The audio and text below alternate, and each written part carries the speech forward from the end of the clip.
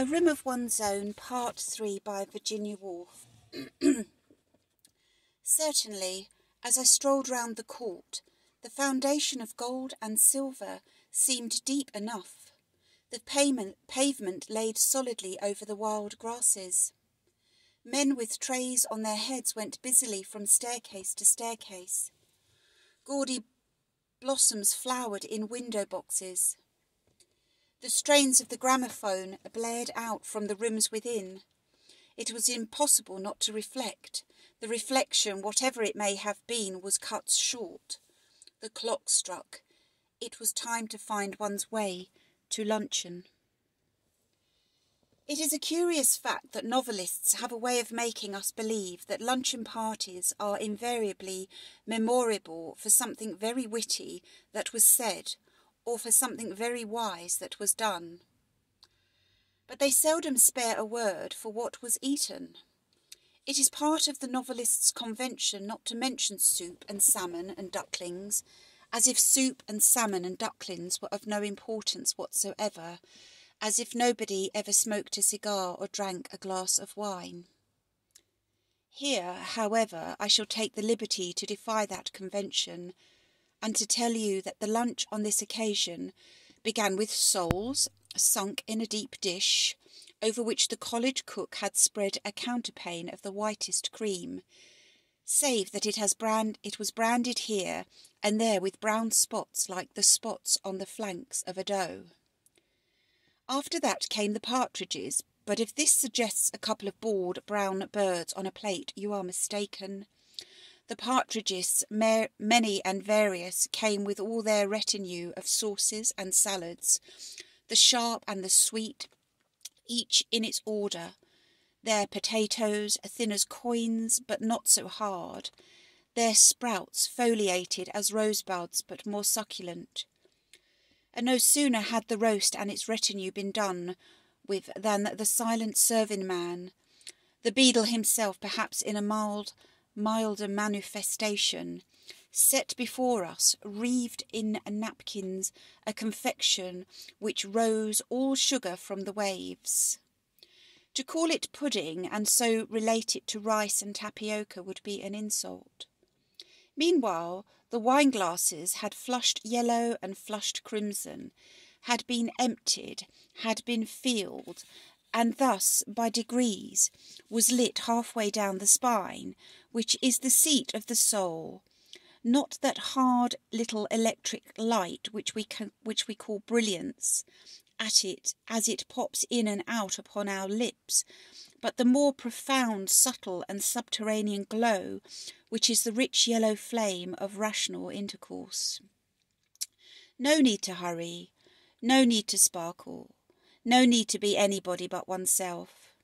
We are all going to heaven, and Van Dyck is of the company. In other words, how good life seemed, how sweet its rewards, how trivial this grudge or that grievance, how admirable friendship and the society of one's kind as, lighting a good cigarette, one sunk among the cushions in the window-seat. If by good luck there had been an ashtray handy, if one had not knocked the ash out of the window in default, if things had been a little different from what they were, one would not have seen presumably a cat without a tail. The sight of that abrupt and truncated animal padding softly across the quadrangle changed by some fluke of the subconscious intelligence the emotional light for me. It was as if someone had let fall a shade. Perhaps the excellent hock was relinquishing its hold.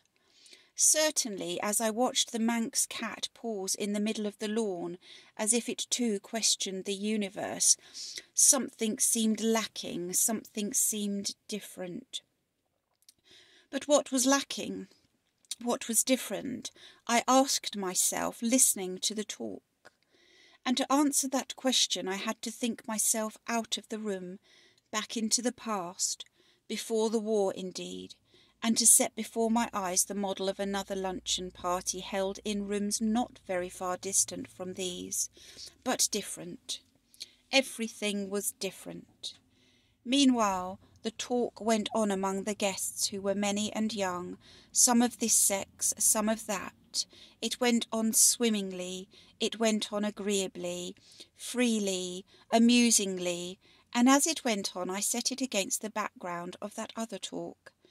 And as I matched the two together, I had no doubt that one was the descendant, the legitimate heir of the other. Nothing was changed. Nothing was different, save only here I listened with all my ears, not entirely to what was being said, but to the murmur or current behind it. Yes, that was it. The change was there. Before the war, at a luncheon party like this, people would have said precisely the same things, but they would have sounded different, because in those days they were accompanied by a sort of humming noise, not articulate but musical, exciting, which changed the value of the words themselves. Could one set that humming noise to words? Perhaps with the help of the poets one could. A book lay beside me, and opening it, I turned casually enough to Tennyson. And here I found Tennyson was singing, "There has fallen a splendid tear from the passion flower at the gate. She is coming, my dove, my dear. She is coming, my life, my fate. The red rose cries, she is near, she is near.